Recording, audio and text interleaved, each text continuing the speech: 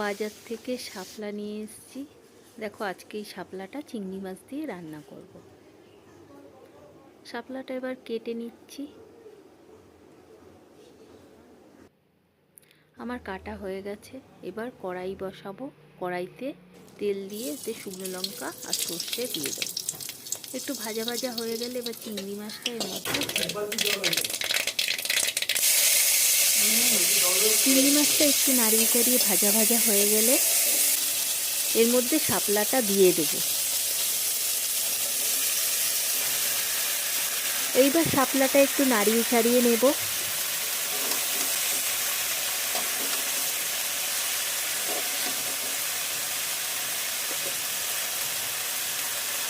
এর মধ্যে এখন নুন দেব,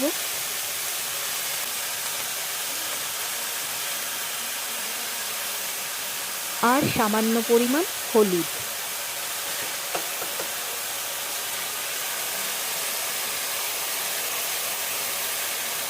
এবার ভালো করে নাড়াচাড়া করে নেব।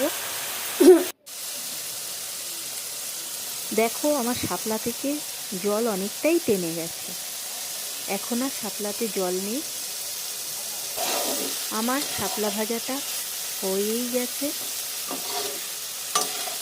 শাপলার জলটা টেনে গেলে শাপলা ভাজাটা খেতে খুব সুন্দর লাগে। আজকের মতন এখানেই শেষ। পরে আবার অন্য একটি রান্না নিয়ে তোমাদের সাথে দেখা হবে।